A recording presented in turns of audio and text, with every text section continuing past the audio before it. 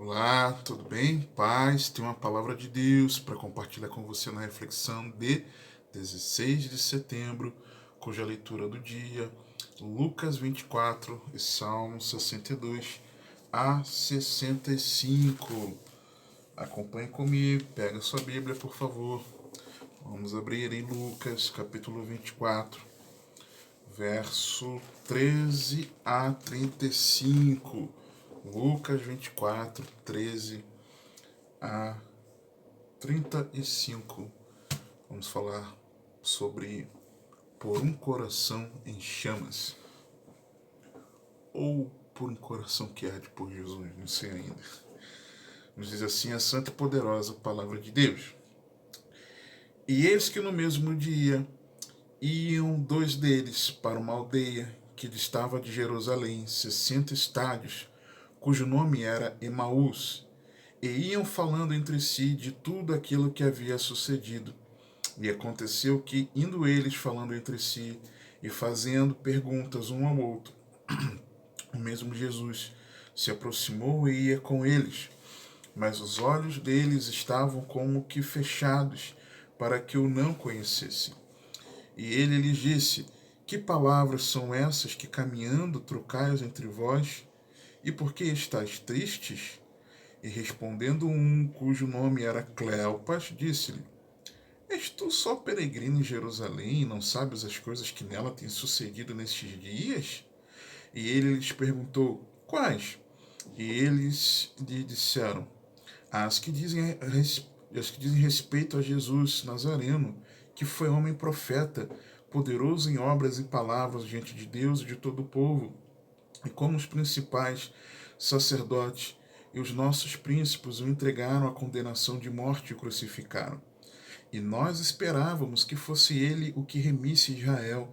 Mas agora, sobre tudo isso, é já hoje o terceiro dia, desde que essas coisas aconteceram. É verdade que também algumas mulheres dentre nós nos maravilharam, as quais de madrugada foram ao sepulcro, e não achando o seu corpo, voltaram dizendo que também tinham visto uma visão de anjos, que dizem que ele vive.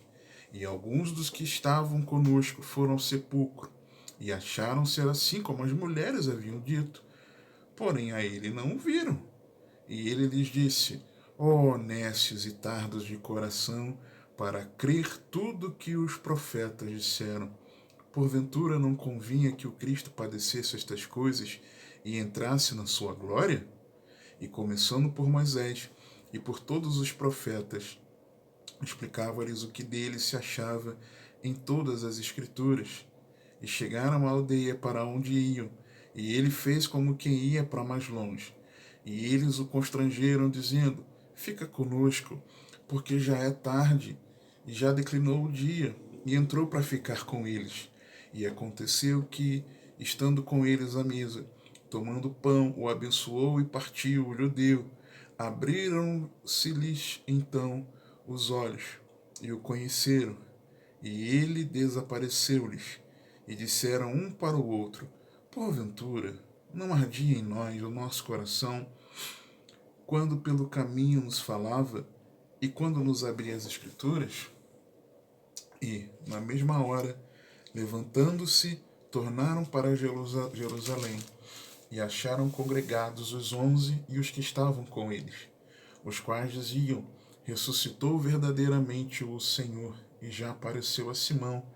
E eles lhes contaram o que lhes acontecera no caminho e como deles fora conhecido no partir do pão. Glória a Deus! Em nossos dias, há algumas questões enormes, gigantescas, monumentais, colossais, que a sociedade enfrenta nesse tempo de pós-modernidade, que evidenciam uma completa apatia em relação a Jesus Cristo. Nós identificarmos isso na sociedade de uma forma geral, nos que estão de fora, é uma coisa normal. Mas encontrar isso nos que estão do lado de dentro não é normal. Nós vivemos um tempo de uma busca sem limites pelo lucro, em que buscar os recursos financeiros para o sustento, amém. Mas existe um extrapolar em que parece que se torna algo meio que sem limite. Quando não, é o consumo exagerado. Você precisa comprar o arroz, o feijão, as coisas necessárias para casa. Mas não nos parece que às vezes tem um exagero no consumo? Quando não, é o excesso de informação, onde vivemos de informação a informação, de noticiário a noticiário, de conteúdo a conteúdo, um excesso de informação. Não é verdade que estamos num tempo de um tédio crônico? Você está fazendo algo, perde a vontade por aquilo, parte para outra coisa, não conclui, não leva adiante, perde o interesse, vai fazer outra coisa. É crônico. Ou então, um tempo de pós-verdade, em que deixou de existir a verdade absoluta para muitos e a verdade se torna relativa. O que Deus diz não é bem assim a verdade. E aí, certa vez, alguém disse que Deus, a igreja e o mundo estão procurando homens com o coração em chamas, corações cheios do amor de Deus, cheios de compaixão pelos males da igreja. Sim, tem males da igreja, e do mundo, cheios de paixão pela glória de Deus, pelo evangelho de Jesus Cristo e pela salvação dos perdidos. E aí ele acrescenta: a resposta de Deus para um mundo cheio de indiferença, materialismo, frieza e zombaria são corações incendiados nos púlpitos, nos bancos das igrejas, nas escolas bíblicas, nos institutos bíblicos e nas faculdades e seminários cristãos. Olhando aqui para o nosso texto e para o contexto, nós vemos discípulos com uma caiocardia. Você tem as pessoas com enfermidades na alma, no emocional, na mente, às vezes físicas, que acabam dominando um pouco ali do cuidado, demandam muito cuidado da pessoa. E mesmo em meio às enfermidades que Deus permite, nós deveríamos, como esses discípulos, a partir dos versículos finais que nós lemos, de experimentarmos uma caiocardia, coração incendiado, caio de arder e cardia de coração. Então nós vemos discípulos com uma caiocardia que, com o coração incendiado, convidam Jesus para a comunhão. Jesus vem fazer parte da minha casa, da minha vida. Versículo 28 a 30. E chegaram à aldeia para onde iam, e ele fez como quem ia para mais longe. E eles o constrangeram, dizendo: fica conosco, porque já é tarde, já declinou o dia. E entrou para ficar com eles. E aconteceu que, estando com eles à mesa, tomando pão, o abençoou e partiu e lhe deu. A refeição ali, por mais que eles fossem muito hospitaleiros, a refeição ali à mesa era algo muito íntimo, muito próximo, tá?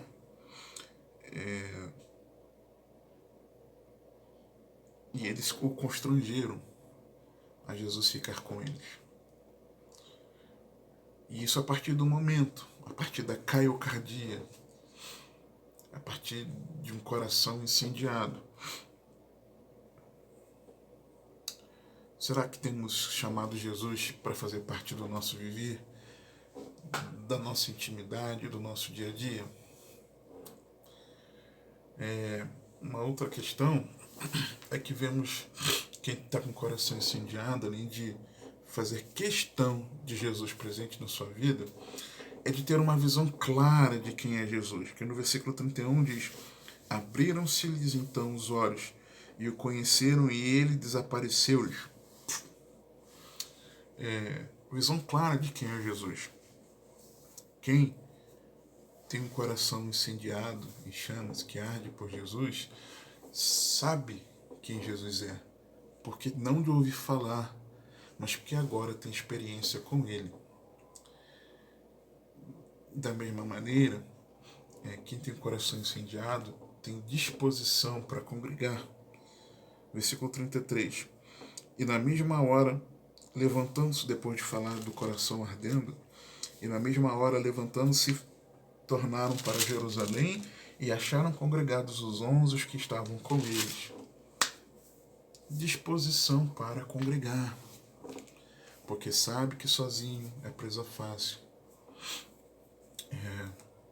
E também por uma outra razão. Versículos 34 e 35 é de edificar a fé dos irmãos, os quais diziam: ressuscitou verdadeiramente o Senhor e já apareceu a Simão. Os discípulos, os demais, falando com eles dois. E eles lhes contaram o que lhes acontecera no caminho e como deles fora conhecido no partir do pão.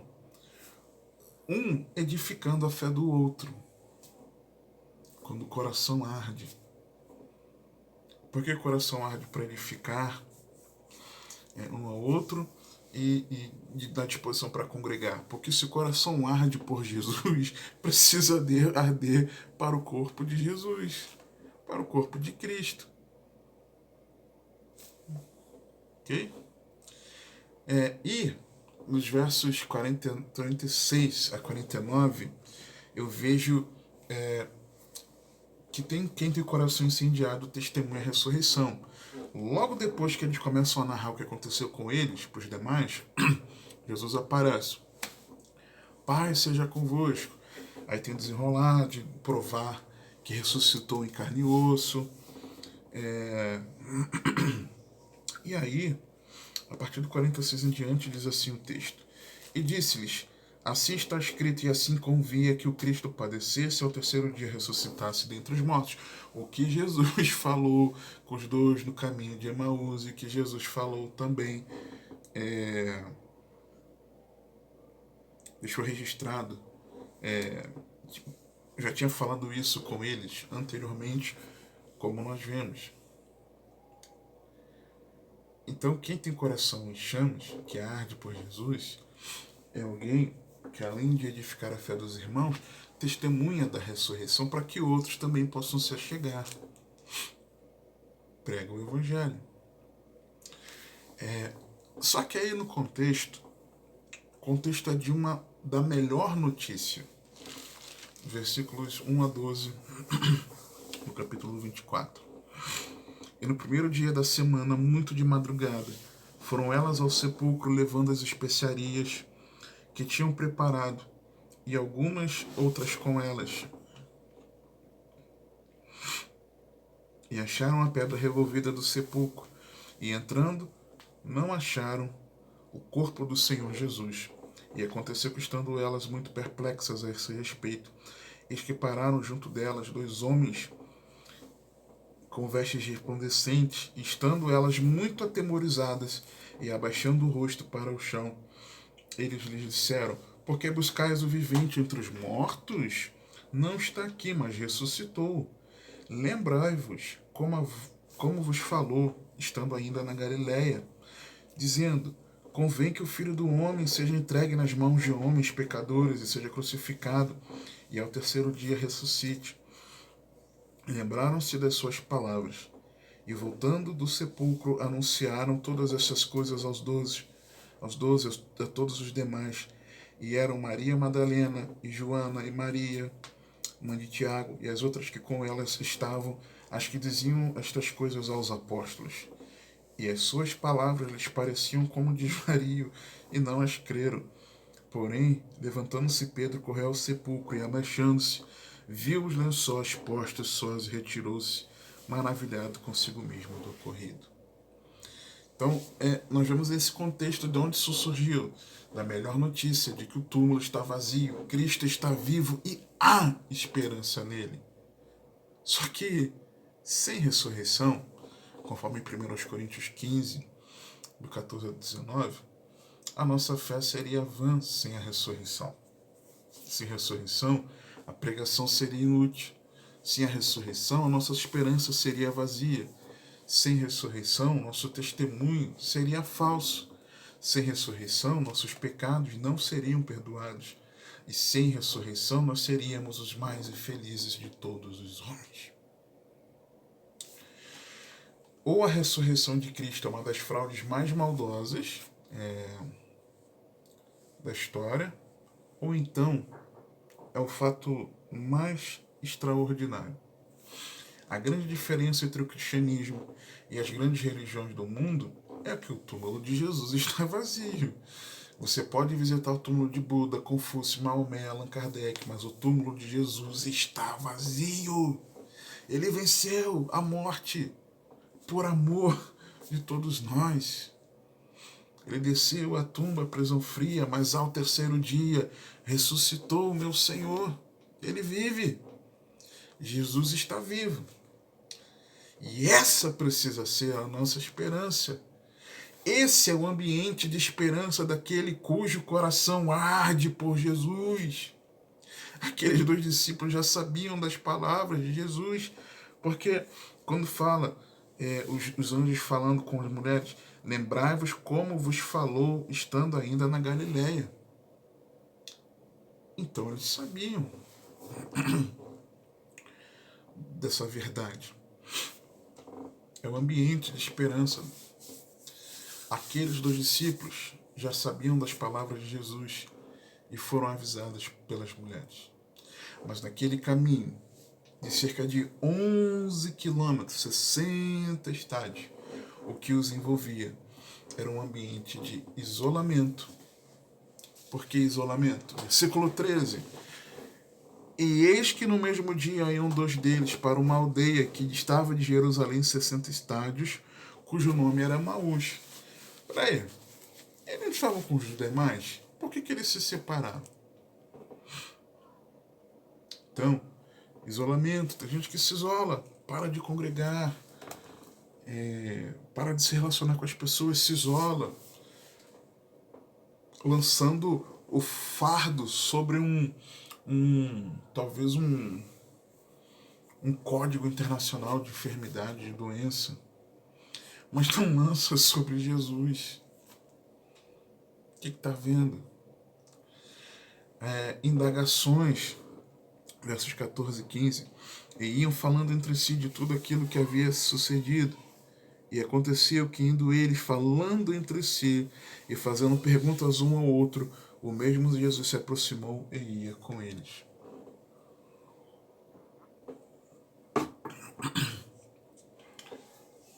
Era esperado o ambiente da esperança, mas tornou-se um ambiente de indagações.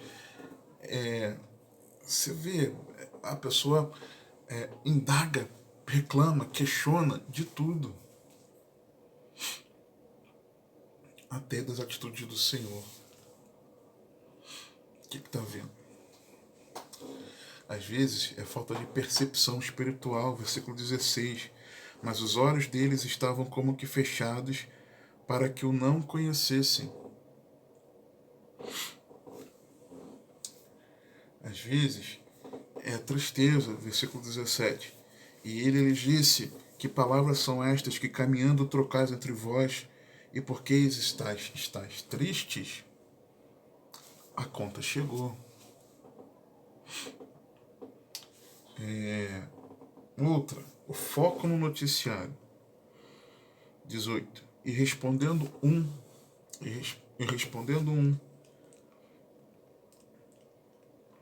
cujo nome era Cleopas, disse-lhe: és tu só peregrino em Jerusalém e não sabes as coisas que nela têm sucedido nesses dias? Ô rapaziada, Páscoa aí, ó. Vocês não ficaram sabendo de nada, não participaram de nada? Tá estranho. Então, nós muitas vezes ficamos com foco no noticiário, foco no noticiário e as verdades da palavra passam batidas a nós. Outra é o falso conhecimento de Cristo. Versículo 19. E eles lhe perguntaram quais, e ele lhes disseram: as que dizem a respeito a Jesus Nazareno, que foi homem e profeta, poderoso em obras e palavras diante de Deus e de todo o povo. Ou seja, eles não reconheceram Jesus como o Messias, como o Cristo. Mas eles chamaram Jesus, o profeta de Nazaré. Peraí.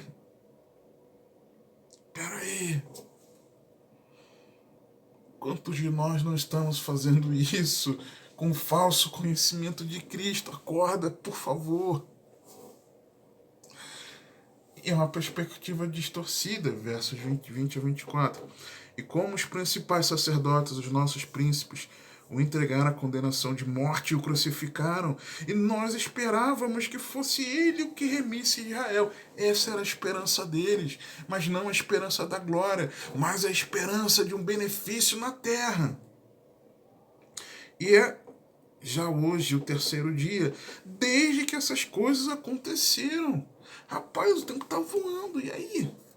É verdade que também algumas mulheres dentre nós nos maravilharam, as quais de madrugada foram ao sepulcro, e não achando seu corpo, voltaram, dizendo que também tinham visto uma visão de anjos que dizem que ele vive.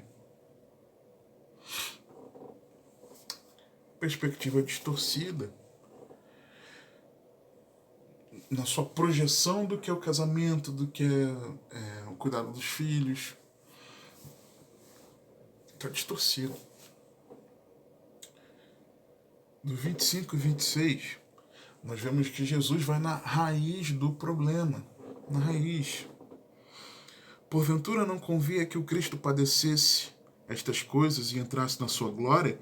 E começando por Moisés e por todos os profetas, explicava-lhes o que dele se achava em todas as Escrituras.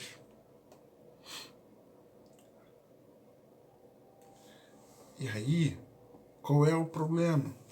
A raiz do problema? Um coração incrédulo que ainda não compreendeu o Evangelho. O que Jesus está dizendo aqui. Então, como é que anda o nosso coração? Obscurecido pela cosmovisão distorcida. Por exemplo, Romanos 1, 18 a 22. Porque do céu se manifesta a ira de Deus sobre toda a impiedade e injustiça dos homens que detêm a verdade e a injustiça, porquanto que de Deus se pode conhecer, nele se manifesta. Porque Deus lhe manifestou, porque suas coisas terríveis e invisíveis, invisíveis desde a criação do mundo, para tanto o seu eterno poder como a sua divindade se entendem claramente, se veem pelas coisas que estão criadas, para que eles fiquem inexcusáveis, sem desculpa, porquanto tendo conhecido a Deus, não glorificaram como Deus, nem lhe deram graças antes de seus discursos se desvaneceram, e o seu coração insensato se obscureceu, dizendo-se sábios, tornaram-se loucos. Também, da mesma maneira, pode ser um coração desmaiado pelo ataque inimigo. Salmo 61, dos versos 1 a 3. Ouve, ó Deus, o meu clamor, atende a minha oração. Desde o fim da terra clamarei a ti, quando o meu coração estiver desmaiado.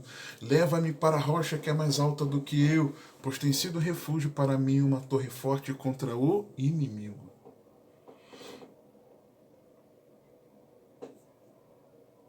É sério. Todos nós sofremos ataques, mas nós precisamos criar resistência, defesa.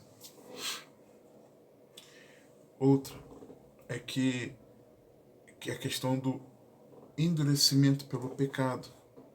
Às vezes o coração está desmaiado pelo ataque inimigo, às vezes está endurecido pelo pecado. Hebreus 3, 7, 15. Portanto, como diz o Espírito Santo, se ouvirdes hoje a sua voz, não endureçais os vossos corações, como na provocação no dia da tentação no deserto, onde vossos pais me tentaram, me provocaram e viram por 40 anos. as minhas obras. Por isso, me indignei contra esta geração e disse-lhes: estes sempre erram em seu coração e não conheceram os meus caminhos. Assim jurei na minha ira que não entrarão no meu repouso. Vede, irmãos, nunca haja em qualquer de vós um coração mau e infiel para se apartar do Deus vivo.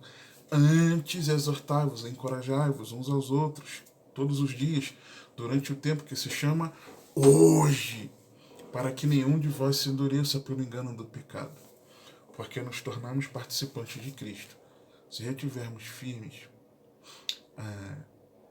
firmemente o princípio da nossa confiança até o fim. Enquanto se diz hoje, se ouvides a sua voz, não endureçais os vossos corações, purificado também pela rejeição ao confronto. Zacarias 7, 8, 14. E a palavra do Senhor veio a Zacarias dizendo: assim falou o Senhor dos exércitos, dizendo: executai juízo verdadeiro, mostrai piedade e misericórdia, cada um para com seu irmão, e não oprimais a viúva, nem o órfão, nem o estrangeiro, nem o pobre, nem intente cada um dele, cada um em seu coração o mal contra o seu próximo. Eles, porém, não quiseram escutar e deram-lhe o ombro rebelde e ensurdeceram aos seus ouvidos, para que não ouvissem. Sim, fizeram os seus corações como pedra de diamante, para que não ouvissem a lei, nem as palavras que o Senhor dos Exércitos enviara pelo seu Espírito por intermédio dos primeiros profetas. Daí havia grande ira do Senhor dos Exércitos. E aconteceu que assim, como ele clamou e eles não ouviram, também eles clamaram e eu não ouvi. Diz o Senhor dos Exércitos: assim os espalhei com um turbilhão por entre todas as nações que eles não conheceram, e a terra foi assolada atrás deles, de sorte que ninguém passava por ela, nem se voltava, porque fizeram da terra desejada uma desolação. Houve o confronto, até que o coração fica tão endurecido como uma pedra de diamante. Como é que está o nosso coração? Como ardeu o coração? Versos 27 e 32. E começando por Moisés e por todos os profetas, explicava-lhes o que deles se achava em todas as Escrituras. 32. E disseram um ao outro, para o outro: porventura não ardia em nós o nosso coração, quando pelo caminho nos falava, e quando nos abria as Escrituras? Ouvir a voz do Espírito Santo no caminho, revelando Cristo na sua palavra. É assim que o coração arde por Jesus. É enxergando que a Bíblia conta a mesma história, a história da nossa redenção, cujo Redentor é Cristo. É a redenção que há em Jesus que você e eu precisamos encontrar ao meditar na palavra, ao ouvir as pregações. É o Evangelho vir sobre a nossa vida, rasgando o nosso coração. É nós olhando para a palavra e perguntando: Senhor, onde eu preciso ser transformado para que eu seja de fato um discípulo de Cristo? Senhor, onde na minha vida eu preciso me consertar para que eu possa ter uma vida que condiz com aquele que pertence a Ti? Senhor, trata a minha vida, me mostra como eu devo andar, porque eu quero a cada dia ser mais parecido com o Senhor Jesus. É assim que o coração arde pelo Senhor. É assim que nosso coração fica em chamas. É quando nós somos impregnados, quando nós mergulhamos na verdade do Evangelho de Cristo que está em toda a palavra. Ezequiel 36, 25 a 28 nos mostra algo revelador. Então aspergirei água pura sobre vós, e ficareis purificados de todas as vossas imundícies, e de todos os vossos ídolos vos purificarei. Aspergirei água pura sobre vós, água pura sobre vós. E a água pura sobre nós revela a Cristo. E dar-vos-ei um coração novo, e porei dentro de vós um espírito novo, e tirarei da vossa carne o coração de pedra, ainda que esteja petrificado como um diamante. O Senhor pode tirar da nossa carne o coração de pedra, e vos darei um coração de carne, e porei dentro de vós o meu espírito, e farei que andeis nos meus estatutos, e guardeis os meus juízos, e os observeis, e habitareis na terra que eu dei a vossos pais, e vós sereis o meu povo, e eu serei o vosso Deus. É na água pura que nós somos aspergidos. É nessa água pura que somos purificados. É nessa água pura que nos lava, que nos confronta, que nos fortalece, que nos edifica, que nos instrui. Nessa água pura, cuja pureza é revelar a Cristo. É tudo por Ele, para Ele e por meio dEle. Por exemplo, com certeza ali no caminho, Jesus revelou nas Escrituras que o Cristo é o descendente da mulher que esmaga a cabeça da serpente. É no mesmo capítulo que mostra que a humanidade caiu. É Deus prometer que iria enviar o Salvador, o Redentor. Certamente Jesus, ele revelou que o Cristo é o descendente de Abraão, mediante todas as famílias serão abençoadas. Lembra lá que eu sempre falo, Gênesis 12, 3, Gálatas 3, 8 confirma. Certamente, por exemplo, Jesus revelou que as Escrituras mostram que o Cristo é o Cordeiro substituto que nos livra da morte. Lembra? O Senhor proverá, em que Deus providenciou o Cordeiro que iria morrer no lugar de Isaac. Jesus morreu no nosso lugar. Jesus certamente revelou que as Escrituras dizem que o Cristo é o Cordeiro da Páscoa, cujo sangue livra da morte, cujo sangue aspergido sobre o umbral da porta. O anjo da morte passa por ali e nós passamos da morte para a vida. Certamente Jesus, ele revelou nas Escrituras que o Cristo é o descanso, o verdadeiro significado do sábado, e que também o Cristo é o verdadeiro tabernáculo que habitou entre nós, cheio de graça e verdade, e também que é a verdadeira arca da aliança, em que temos a presença e o governo de Deus, onde ali na tampa da arca, no propiciatório, tipificava o trono de Deus. Certamente Jesus, por exemplo, também disse do sumo sacerdote, que o Cristo é o sumo sacerdote, cuja aspersão do sangue traz perdão de pecados e nos dá acesso a Deus, não apenas uma vez ao ano. Certamente Jesus também disse que o sentido das festas de Israel, por quem Deus é celebrado, é o Cristo. Certamente Jesus também disse que as Escrituras mostram que o Cristo é o profeta cujas palavras de vida devem ser ouvidas. Ouvidas. Para onde iremos nós se só tu tens palavra de vida eterna? Exatamente, Jesus disse, revelou que o Cristo é o bom pastor e que de nada nós temos falta, porque Ele é o suficiente para nós. Certamente Jesus disse, revelou que as Escrituras mostram que o Cristo é o Cordeiro, mudo, oprimido, afligido, ferido e moído, levado ao matadouro, por cujas pisaduras nós fomos sarados.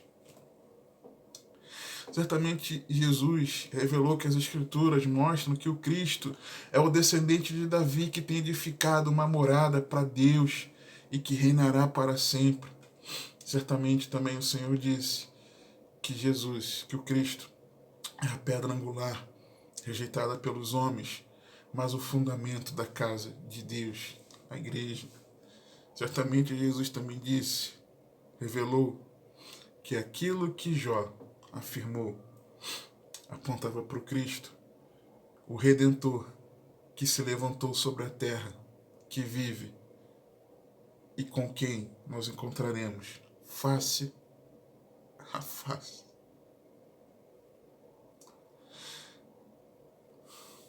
E agora, com o Novo Testamento, o Espírito nos revela que o Cristo, nos Evangelhos, é o Filho de Deus, que veio ao mundo salvar todo aquele que nele crê. João 3, 16 a 19. Porque Deus amou o mundo de tal maneira que deu o seu Filho unigênito para que todo aquele que nele crê não pereça, mas tenha vida eterna. Porque Deus enviou o seu Filho ao mundo não para que condenasse o mundo, mas para que o mundo fosse salvo por ele. Quem crê nele não é condenado, mas quem não crê já está condenado, porquanto não crê no nome do unigênito Filho de Deus. E a condenação é esta, que a luz veio ao mundo e os homens amaram mais as trevas do que a luz, porque as suas obras eram más. Também o Espírito nos revela, no livro de Atos, que o Cristo é o Batista, o que batiza e que reveste suas testemunhas do poder do Espírito Santo. Atos 1, 1 a 8. Fiz o primeiro tratado ao Teófilo acerca de tudo que Jesus começou, não só a fazer, mas a ensinar, até o dia em que foi recebido em cima, depois de ter dado mandamentos pelo Espírito Santo aos apóstolos que escolheram, aos quais também, depois de ter padecido, se apresentou vivo com muitas infalíveis provas, sendo visto por eles por espaço de 40 dias, e falando das coisas concernentes ao reino de Deus, e estando com eles, determinou-os que não se ausentassem de Jerusalém, mas que esperassem a promessa do Pai, que disse ele, de mim ouvistes, porque na verdade João batizou em água, mas vós sereis batizados no Espírito Santo, não muito depois desses dias. Aquele, pois, que se haviam reunido, perguntaram-lhe, dizendo, Senhor, restaurarás tu neste tempo o reino a Israel? Igual os discípulos no caminho de Emaús. E disse-lhes, não vos pertence saber os tempos ou as estações que o Pai estabeleceu pelo seu próprio poder, mas recebereis a virtude do Espírito Santo que há de vir sobre vós, e ser-me-eis testemunhas, tanto em Jerusalém como em toda a Judéia, Samaria e até os confins da terra. O Espírito Santo nos revela que nas epístolas temos ali registrado que o Cristo é o autor da salvação, que em obediência se entregou para salvar os que lhe obedecem. Hebreus 5, de 5 a 10.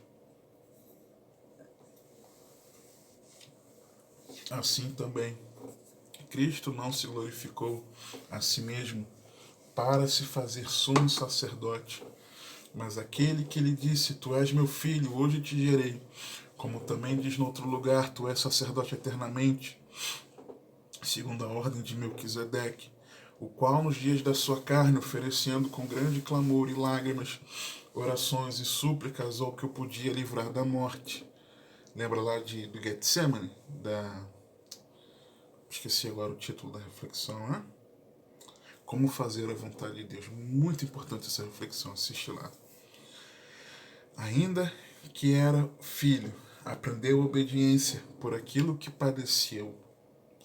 E sendo ele consumado, veio a ser a causa da eterna salvação para todos os que lhe obedecem. chamado por Deus sumo sacerdote, segundo a ordem de Melquisedeque.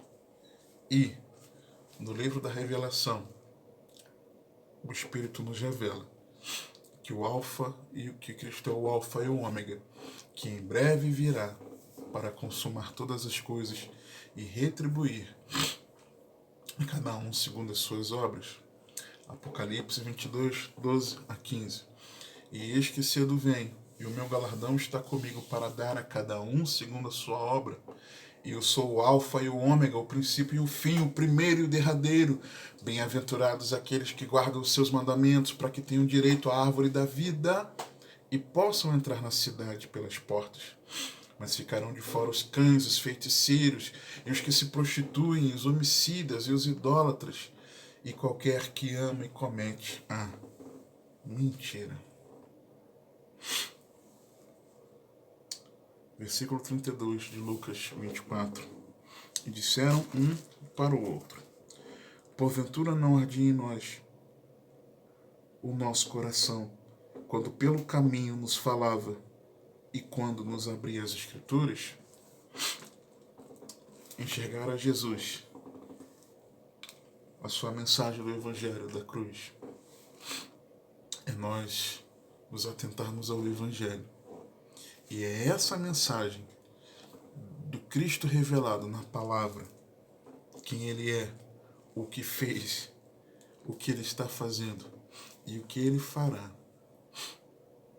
é que faz arder o coração, de nós termos um coração em chamas pelo Senhor.